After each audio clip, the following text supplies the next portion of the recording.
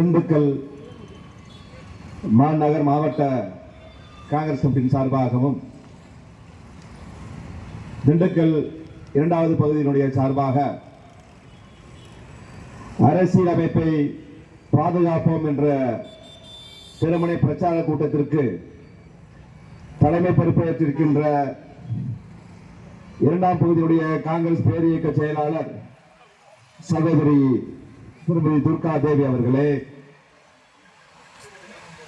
இங்கே முன்னிலை பொறுப்பேற்றிருக்கின்ற மாவட்டத்தினுடைய முதன்மை துணைத் தலைவர்கள் அருமைக்குரிய சியான் காஜா மைதீன் அவர்களே, ஆசிரியர் திரு நிக்கோலஸ் அவர்களே, வழக்கறிஞர் திரு உதயகுமார் அவர்களே, இந்த பகுதியினுடைய அவைத்தலைவர் அருமைக்குரிய அண்ணன் தயாநிதி அவர்களே, மாவட்டத்தினுடைய துணைத் தலைவர் அன்புக்குரிய அண்ணன் திரு தவசி நாகராஜன் அவர்களே, பகுதி இரண்டாம் பகுதியினுடைய துணை செயலாளர் திருமதி ரம்யா அவர்களே, துணை செயலாளர் திரு அப்துல் ரஹீம் அவர்களே, துணை செயலாளர் அன்புக்குரிய தம்பி நாக சுதர்சனம் அவர்களே, துணை செயலாளர் அன்புக்குரிய அண்ணன் ரவிச்சந்திரன் அவர்களே, பகுதி இரண்டாவது பகுதியைச் சேர்ந்த வார்டு செயலாளர்கள், 7வது வார்டு செயலாளர் அன்பு தம்பி சந்தோஷ் அவர்களே, 8வது வார்டு செயலாளர் சரவணவேல் அவர்களே, 9வது வார்டு செயலாளர் கோகநாத் அவர்களே, 12வது வார்டு செயலாளர் திரு வீரமொழி அவர்களே, 14வது வார்டு செயலாளர் பர்வதவர்த்தினி அவர்களே, 15வது வார்டு செயலாளர் அன்புக்குரிய அண்ணன் திரு ஸ்டீபன் சந்தியாகு அவர்களே, 16வது வார்டு செயலாளர் அன்புக்குரிய அண்ணன் திரு கணேசன் அவர்களே, ஐஎன்டிசியினுடைய மேற்கு மாவட்டத்தினுடைய செயலாளர் அன்புக்குரிய அண்ணன் திரு பிச்சைமுத்து அவர்களே, மாவட்டத்தினுடைய பொருளாளர் அன்புக்குரிய அண்ணன் திரு ராபர்ட் கென்னடி அவர்களே, மாவட்டத்தினுடைய துணைத் தலைவர் அன்புக்குரிய அண்ணன் திரு எல்ஐசி கண்ணன் அவர்களே, மாவட்டத்தினுடைய துணைத் தலைவர் அன்புக்குரிய அண்ணன் திரு முருகேசன் அவர்களே, இலக்கரசன் சட்டமன்ற துணைத் தலைவர் அன்புக்குரிய தம்பி அக்னி நாகராஜ் அவர்களே, பகுதியினுடைய செயலாளர்கள் அருமைக்குரிய அண்ணன் பரமன் அவர்களே, அப்பாஸ் மந்திரி அவர்களே, நாகலட்சுமி அவர்களே, தினேஷ் அவர்களே, ஒன்றியத்துடைய செயலாளர்கள் அன்புக்குரிய அண்ணன் வெள்ளச்சாமி அவர்களே, மதுரை வீரன் அவர்களே, பாலா அவர்களே, மாவட்டத்துடைய மகிழா காங்கிரசுடைய தலைவி திருமதி ரோஜா பேகம் அவர்களே, கிழக்கு மாவட்டத்தினுடைய தலைவி அன்புக்குரிய அக்கா சுமதி அவர்களே, பகுதியினுடைய துணை செயலாளர் அன்புக்குரிய சகோதரி திரு பவித்ரா அவர்களே, இளைஞராக மகளிருடைய தலைவி திரு புவனேஸ்வரி அவர்களே, தெற்கு பகுதியினுடைய செயலாளர் 27வது மாமன்ற உறுப்பினர் திருமதி பாரதி அவர்களே, அழகமால் அவர்களே, மரிய ஜெனட் அவர்களே, மாவட்டத்துறை துணைத் தலைவர் அன்பு அண்ணன் திரு அப்துல் ரஹ்மான் அவர்களே, அது மட்டும் அன்பு தம்பி விக்னேஷ் அவர்களே, ரம்யா அவர்களே, அண்ணன் லிங்கம் அவர்களே, காளிமுத்தனை அவர்களே, அப்துல் ஹபீப் ரஹ்மான் அவர்களே, அபிபுல்லா அவர்களே, நௌபீல் அவர்களே, மாவட்டத்தினுடைய துணைத் தலைவர் அன்பு தம்பி முகமது அலியார் அவர்களே, நசீர் சியான் அவர்களே, வடிவேல் அவர்களே, சங்கர் அவர்களே, இப்ராஹிம் அவர்களே, அறிவுமணி அவர்களே, யூசுப் அவர்களே, கிருஷ்ணன் அவர்களே, ஹரிஹரன் அவர்களே, யாசின் அவர்களே, சல்மான் அவர்களே, கணேசன் அவர்களே, சகாயராஜ் அவர்களே, சுப்பிரமணிய அவர்களே, மைதீன் அவர்களே, ஜெரால்டு குமார் அவர்களே, நூறு சயீத் அவர்களே, அன்பு தம்பி பழனிக்குமார் அவர்களே, செம்பட்டி பாலமுருகன் அவர்களே, அருமையண்ணன் அமிர்தம் அவர்களே, வடிவேல் அவர்களே, ரூபன் அவர்களே, நம்மளுடைய அருமைக்குரிய சியான் 6வது பகுதியுடைய பொருளாளர் திரு ராயல் மைதீன் அவர்களே, மற்றும் இங்கு வந்திருக்கின்ற அன்பு தம்பி சுப்பிரமணிய அவர்களே, அண்ணன் சேவாதனுடைய மாவட்ட தலைவர் அண்ணன் செல்வராஜ் அவர்களே, அண்ணன் பன்னீரண்ணன் அவர்களே, மற்றும் இங்கு வந்திருக்கின்ற யார் பேர் விடுபட்டிருந்தால் அவர் பேரை விழித்ததாக நினைத்துக் கொள்ள வேண்டும். இந்த மாலை நேரத்திலே அருமையான கூட்டத்தை ஏற்பாடு செய்த மகிழா காங்கிரசினுடைய மாவட்ட துணைத் தலைவர் நிஷா பேகம் அவர்களே, எப்பயுமே நெருங்கி பலரங்க பேர் தான் விடுபட்டு போயிடுறா, அதனால அக்கா எப்பவுமே மனசுல இருக்காங்க. நிஷா பேகம் அவர்களே, அனைத்து பேர்களையும் விழித்ததாக நினைத்துக் கொண்டு இந்த மாலை நேரத்தில் அருமையான திருமண பிரச்சார கூட்டத்தை அன்பு சகோதரி திருமதி துர்கா அவர்கள் ஏற்பாடு செய்திருக்கின்றார். திண்டுக்கல் மாநகர மாவட்டத்தில் இது 3வது திருமணி பிரச்சார கூட்டம். எதற்காக இந்த கூட்டம்? எதற்காக காங்கிரஸ் பேர் இயக்கம் இப்படி ஒரு கூட்டத்தை ஏற்பாடு செய்து கொண்டிருக்கின்றது என்று அனைவரும் சிந்தித்து பார்த்துக் கொண்டிருக்கின்றார்கள். அன்புக்குரிய நண்பர்களே, கடந்த 11 ஆண்டு காலமாக மத்தியில் ஆளுகின்ற மோசடி மோடி அரசாங்கம் இந்த தேசத்திலே அரசியல் அமைப்பு சட்டத்தை மாற்ற வேண்டும் என்ற நோக்கிலே பயணம் செய்து கொண்டிருக்கின்றார்கள். மோடி அவர்களுக்கு அரசியல் அமைப்பு சட்டத்தை பார்த்தால் பயம், அவர்களுக்கு காங்கிரஸை பார்த்தால் பயமில்லை, திமுகவை பார்த்தால் பயமில்லை, கம்யூனிஸ்டுகளை பார்த்தால் பயமில்லை. அவர்களுக்கு புரட்சியாளர் அம்பேத்கர் உருவாக்கிய அரசியல் அமைப்பு சட்டத்தை பார்த்தால் தான் பயம். அப்படிப்பட்ட சட்டத்தை மாற்ற வேண்டும் என்பதற்காக நாக்பூரில் இருக்கின்ற RSS என்ற இயக்கம் சுதந்திர பெற்றதிலிருந்து இப்ப வரை சுதந்திர கொடி ஏற்றாத அந்த RS இயக்கத்தினுடைய சித்தாந்தப்படி வருகின்ற நாடாளுமன்ற மழைக்கால கூட்டத்தொடரிலே இந்த அரசியலமைப்பு சட்டத்தை திருத்தத்தை ஏற்படுத்த வேண்டும் என்ற நோக்கிலே இன்று அவர்கள் கங்கணம் கட்டிக் கொண்டிருக்கின்றார்கள். என்ன திருத்தம்? அரசியல் அமைப்பு சட்டம் என்ற என்ன? மதசார்பின்மை, சமத்துவம், இந்த இரண்டையும் திருத்த வேண்டும் என்பதற்காக வருகின்ற மழைக்கால நாடாளுமன்ற கூட்டத்தொடரிலே அவர்கள் அதற்கான ஆயத்த பணியை உருவாக்கி கொண்டிருக்கின்றார்கள். ஏனென்றால் நாடாளுமன்றத்திலே பகல்காமில் நடைபெற்ற தீவிரவாதத்தை பற்றி எதிர்கட்சிகள் கோஷப்படுவார்களே, அதை திசை திருப்ப வேண்டும் என்பதற்காக. இந்த தேசம் மதச்சார்பின்மை தேசம்.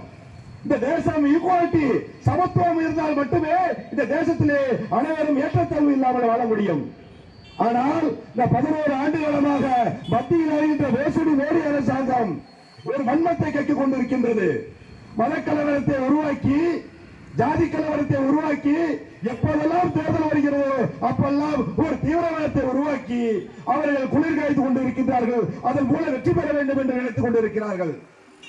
அப்படிதான் 2019 புல்வாமா தாக்குதலை உருவாக்கினார்கள்.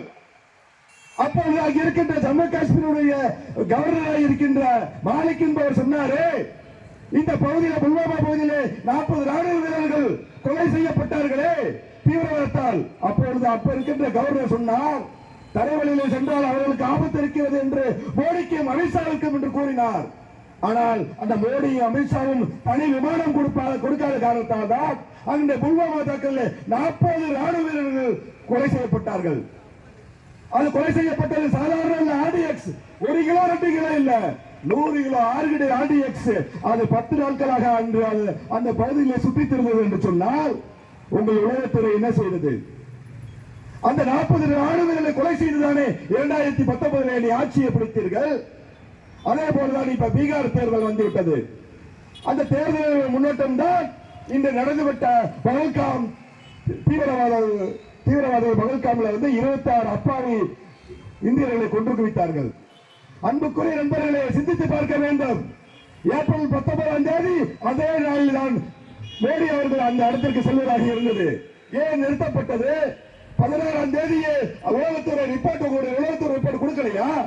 ஒரு மோடி மத்திய பிரதமர் அவர்கள் அந்த பகுதியில் வந்தால் அந்த பகுதியில் நீங்க சல்லடை போட்டு நீங்க சலித்திருப்பீர்களே, அது எப்படி அங்க ராணுவ வீரர்கள் வராமல் அந்த 19 ராணுவ வீரர்கள் இல்லாமல் இருந்தார்கள்? 200 கிலோமீட்டர் பாகிஸ்தான் 200 கிலோமீட்டர்ல இருந்து தீவிரவாதிகள் எப்படி அங்க உள்ளே நுழைந்தார்கள்? அப்ப மத்தியில் ஆளுகின்ற மோசடியுடைய உளவுத்துறை ஃபெயிலியர் ஆகிருக்கு. உளவுத்துறை என்ன செஞ்சிருக்காங்க? உளவுத்துறை கண்டம் காலாக விட்டு விட்டார்கள். அரேபியா நாட்டில் இருந்தவர்கள், நீங்க இருந்தவர்களே பிரதமர் அவர்களே, இங்க பகல்காமில் 26 பேர் செத்த பிறகு அங்கிருந்து ஓடோடி வருவீர்கள் என்று நினைத்தோம். ஆனால் நீங்க ஓடோடி எங்க சென்றீர்கள்? பீகார் தேர்தலுக்கு சென்றீர்கள். ஆனால் என் அருமை தலைவர் ராகுல் காந்தி அவர்கள் அன்று நடைபெற்ற தீவிரவாதத்தில் நடைபெற்று 2ஆம் நாளை சென்ற அந்த மக்களை சந்தித்தார்கள். நீங்கள் சந்தித்தீர்களா? அது மட்டுமல்ல, நீங்க நாங்கள் புல்வாமா தாக்குதல் நடைபெற்று அதற்கு இதுவரை விசாரணை மேற்கொண்டிருக்கிறீர்களா? எப்படி இறந்தார்கள் என்று தெரியுமா? பகல்காமிலே சுட்டு வீழ்த்தப்பட்ட அந்த தீவிரவாதிகள் இன்று வரை அவர்களுக்கு நீங்கள் என்ன செய்தீர்கள்? எங்கள் ஆட்சியில் தான் பாம்பேயிலே நடைபெற்றது, தீவிரவாத தாக்குதல் நடைபெற்றது. அந்த சம்பந்தப்பட்ட தீவிரவாதியை பிடித்து தூக்கிலே போட்டோம். அன்று தீவிரவாத தாக்கல் நடந்த காரணத்தினாலே அப்பைய மத்திய உள்துறை அமைச்சராக இருக்கின்ற சிவராஜ் பட்டேல் அவர்கள் ராஜினாமா செய்தாரு. அமித்ஷா ராஜினாமா செய்தாரா? அன்புக்குரிய என்பதை சிந்தித்து பார்க்க வேண்டும். இவர்கள் தீவிரவாதத்தை உருவாக்குவதே இந்த பாஜக என்ற மோசடி மோடி அரசாங்கம். அது மட்டுமல்ல, இப்ப ஒவ்வொரு மாநிலத்திலையும் அங்க இருக்கின்ற மாநில கட்சிகளை உள்ளடக்கி அந்த மாநில கட்சி அழைத்து விட்டு பாஜகவை உருவாக்குவதற்கு முயற்சி கொண்டிருக்கின்றார்கள்.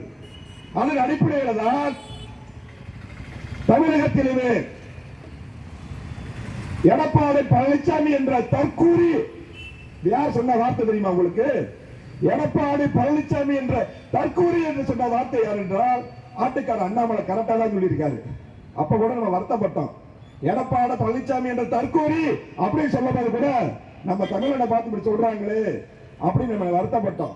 ஏன்னா அதிமுக கூட நம்ம ஒரு சாப்ட்கார் நடத்துவோம் எப்பவுமே காங்கிரஸ். ஏன்னா இந்திரா காந்தி எம்ஜிஆருடைய அலைன்ஸ்ல இருக்கும் போது அப்படிப்பட்ட தற்கூரி நேற்று சங்கியுடன் சேர்ந்து 2 நாளுக்கு முன்பாக சொல்றாரு, கல்விக்கு கோயில் இருக்க காசு எடுத்து கல்வி நிலையங்களுக்கு கொடுக்க கூடாதுன்னு. அன்புக்குரிய நண்பர்களே, கல்வி இல்லை என்று சொன்னால் பிஜேபியோட சித்தாந்தத்தை இங்கே புகுத்த பார்க்கிறார். கல்வி இல்லை என்று சொன்னால் படிப்பறிவு இல்லாமல் போய்விடும். பெருந்தலைவர் காமராஜர் அவர்கள் சொன்னாரு, என்ன சொன்னாரு? நான் ஏழை எளிய மாணவனுக்காக, மாணவன் படிப்பு அவன் படிக்கணும்னா காலை மதிய சாப்பாடு போடணும், அதற்காக மடிப்பிச்சை கூட ஏந்துவேன் சொன்னவர் பெருந்தலைவர் காமராஜர் அவர்கள். அப்ப ஒரு கல்விக்காக கோயில் நிர்வாகத்திலிருந்து எடுத்து ஒரு கல்லூரியை உருவாக்கினால் அதில் என்ன தவறு இருக்கிறது?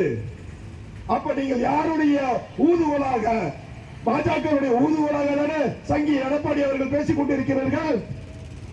நீங்க சொன்னீங்களே 2 வருடத்துக்கு முன்பு பாராளுமன்ற தேர்தலில் நாங்கள் பாஜகவோடு கூட்டணி வைக்க மாட்டோம், பாஜக கூட எந்த தொடர்பு வைத்துக் கொள்ள மாட்டோம் என்று சொன்னீர்களே.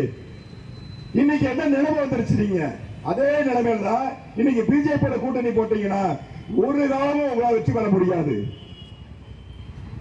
நீங்க சொல்றீங்க, அதுக்கப்புறம் என்ன சொல்றீங்க? நேற்று மேடையில சொல்றாரு, கம்யூனிஸ்டுகள் இருக்க விடாம தெரிஞ்சு போய்விட்டது. திருமாவளவன் விமர்சிக்கிறீங்க, காங்கிரஸ் விமர்சிக்கிறீங்க. எந்த கம்யூனிஸ்ட் இடம் தெரியாமல் போய்விட்டது? 40 நாடாளுமன்றத்தில் அதிமுக தானே டெபாசிட் போச்சு. 40 நாடாளுமன்றத்தில் உங்களால ஒரு இடத்துல ஜெயிக்க முடிஞ்சா? ஏன் திண்டுக்கல்ல இதே கம்யூனிஸ்ட்ல இந்திய கூட்டணி சார்பாக அருமைக்குரிய தோழர் சச்சிதானந்தன் என்று 6 லட்சம் வாக்குகள் வித்தியாசத்தில் வெற்றி பெற்றாரு. நீங்கள் வாடகைக்கு அனுப்பி விட்டீங்க, அது 2 லட்சம் என்ன வாக்குகள் பெற்றது? யாருக்காக போய்விட்டது? இந்திய கூட்டணி என்பது இருப்பவரை தான் இந்த தேசம் பாதுகாக்கப்படும். நீங்க காங்கிரஸ் பேர் இயக்கத்தை சாதாரணமாக நீங்க கடந்து போக முடியாது. இந்த காங்கிரஸ் பேர் இயக்கம் நாட்டுக்கு சுதந்திரத்தை பெற்றுக் கொடுத்த இயக்கம். அப்படிப்பட்ட இயக்கத்தை பார்த்து அழைத்து விடலாம் என்று நினைத்தால் ஒரு பொழுது முடியாது. நாங்கள் 3 காந்திகளை இந்த நாட்டுக்காக இழந்திருக்கின்றோம். இந்த தேசத்திற்காக எங்களுடைய அன்புக்குரிய மகாத்மா காந்தியை இழந்தோம், அவரர் ராஜீவ் காந்தி இழந்தோம், அவரர் அன்னை இந்திரா காந்தி, இப்படி 3 காந்திகளை இழந்ததால் இந்த நாட்டை காப்பாற்றிருக்கோம். அப்படிப்பட்ட இந்த காங்கிரஸ் பேரியக்கம் இல்லை என்று சொன்னால் இன்னைக்கு நீங்க நிம்மதியாக நடமாட முடியுமா? நாங்கள் உருவாக்கிய 60 ஆண்டு காலமாக காங்கிரஸ் கட்சி ஆட்சி இருந்திருக்கிறது. மக்கள் நிம்மதியாக வாழ்ந்தார்கள். ஆனா பிஜேபி ஆட்சி 60 ஆண்டுகள், 11 ஆண்டுகள் என்ன நடந்திருக்கு? என்ன நீங்க புதிய திட்டங்களை கொண்டு வந்தீங்க? பெருந்தலைவர் காமராஜர் இருந்த காலகட்டத்தில் 14,000 பள்ளிகளை திறந்தாரு. அன்னைக்கு மொத்த பட்ஜெட்டோட தொகை 128 கோடி ரூபாய். நீங்க திண்டுக்கலை எடுத்துக்கங்க, இன்னைக்கு மக்கள் நிம்மதியாக இன்னைக்கு தண்ணீர் குடிக்கிறீங்கன்னா அது காமராஜர் டேம்ல இருந்து வந்தது, ஆத்தூர்ல இருந்து யார் கொண்டு வந்த திட்டம்? அது எங்கள் பெருந்தலைவர் காமராஜர் கொண்டு வந்த திட்டம், காங்கிரஸ் பேரியக்கம் கொண்டு வந்த திட்டம். உங்களால சொல்ல முடியுமா? இன்னைக்கு தொழில் பெற்று இருக்கிறது, அது யார் கொண்டு வந்தது? பெருந்தலைவர் காமராஜர் கொண்டு வந்தது. டூலண்டை கல்லூரி கொண்டு வந்தது யார் என்று சொன்னால் பெருந்தலைவர் காமராஜர் கொண்டு வந்தது. இன்னைக்கு இருக்கின்ற நகரங்கள்லாம் உருவாகி இருக்கிறது. குமரன் திருநகராக இருக்கட்டும், வாவுசி நகராக இருக்கட்டும், விவேகானந்த நகராக இருக்கட்டும், நேருஜி நகர், பாண்டிய நகர், இதெல்லாம் யாரால் உருவாக்கப்பட்டது? எங்க காமராஜர் காலத்தில் உருவாக்கப்பட்டது. நீங்க உங்களால வரலடி சொல்ல முடியுமா? நீங்க நாங்கள் நாடாளுமன்ற உறுப்பினராக 2004 2019 வரை காங்கிரஸ் பேரியக்கம் திண்டுக்கல் நாடாளுமன்ற உறுப்பினராக இருந்தோம். அப்ப இன்னைக்கு இங்க இருக்கின்ற மேம்பாலம், பாலகிருஷ்ணாபுரம் மேம்பாலம் யாரால் உருவாக்கப்பட்டது? அனந்த நகர் மேம்பாலம் யாரால் உருவாக்கப்பட்டது? நேருஜி நகர் மேம்பாலம் யாரால் உருவாக்கப்பட்டது? இத்தனை மேம்பாடுகளை உருவாக்குவதற்கு காரணம் அன்னைக்கு இருந்த காங்கிரஸ் திமுக கூட்டணி. அப்படிப்பட்ட திட்டங்களை கொண்டு வந்திருக்கோம். உங்களால சொல்ல முடியுமா? பிஜேபி ஒரு ஆள் விரல் நீட்டி சொல்ல முடியுமா? இங்க இருக்கின்ற தலைமை தபால் நிலையம் யாரால் உருவாக்கப்பட்டது? காங்கிரஸ் பேரியக்கத்தால. கேந்திர வித்யாலயா பள்ளியை கொண்டு வந்தது காங்கிரஸ் பேரியக்கம். பாஸ்போர்ட் அலுவலகத்தை கொண்டு வந்தது காங்கிரஸ் பேரியக்கம். இன்னைக்கு நிக்கிற உயர்ந்த கோபுர மின்விளக்கு இருக்கு திண்டுக்கல்ல 13 விளக்குகள் இன்னைக்கு உயர்ந்து நிக்கிறது. அது யார் கொண்டு வந்தது? காங்கிரஸ் பேரியக்கத்தால் கொண்டு வரப்பட்டது. நாங்கள் 10 ஆண்டு காலமாக இருந்தோம். கிட்டத்தட்ட 13 கோடி ரூபாய் நிரந்தர சொத்துக்களை உருவாக்கி கொடுத்திருக்கோம் நாங்க இந்த நாடு, இந்த திண்டுக்கல் பாராளுமன்றத்தில். நீங்க சொல்ல முடியுமா? 10 வருஷமா இங்க சட்டமன்ற உறுப்பினராக சீனிவாசன் இருக்கிறாரு. அவரால் சொல்ல முடியுமா என்ன கொண்டு வந்தா சொல்ல முடியுமா? அன்புக்குரிய நண்பர்களே, சிந்தித்து பார்க்க வேண்டும். இந்த தேசம் நன்றாக இருக்க வேண்டும் என்பதற்காக தான் என் அன்புக்குரிய தலைவர் திரு ராகுல் காந்தி அவர்கள் கன்னியாகுமரியிலிருந்து காஷ்மீர் வரை 4080 கிலோமீட்டர் நடந்தாரு. எதற்காக? இந்த தேசம் பாதுகாக்கப்பட வேண்டும், இந்த தேசத்திலே மக்கள் நிம்மதியாக வாழ வேண்டும் என்பதற்காக. என் அறிவித்தலின் பால்வித் சில்வர் ஸ்பூன் அப்படிப்பட்ட ஒரு பணக்கார குடும்பத்திலே பிறந்தவர் 4080 கிலோமீட்டர் நடந்தார் என்று சொன்னால் அவர் பிரதமராக வேண்டும் என்ற எண்ணத்தில் நடந்தாரா? அப்படி அல்ல. இந்த இந்திய கூட்டணி வெற்றி பெற வேண்டும், மத்தியில் இந்த மோசடி மோடி அரசாங்கத்தை வீட்டுக்கு அனுப்ப வேண்டும் என்பதற்காக தான். அவர் நினைத்திருந்தால் 2004 பிரதமராக வந்திருக்க முடியும், 2009 பிரதமராக வந்திருக்க முடியும். அப்படிப்பட்ட சூழல் இருந்தால் கூட அவர் நேர்மையான முறையில் ஆட்சியில் அமர வேண்டும் என்பதற்காக தான் அவர் நீண்ட தூர நடவடிக்கை மேற்கொண்டார்.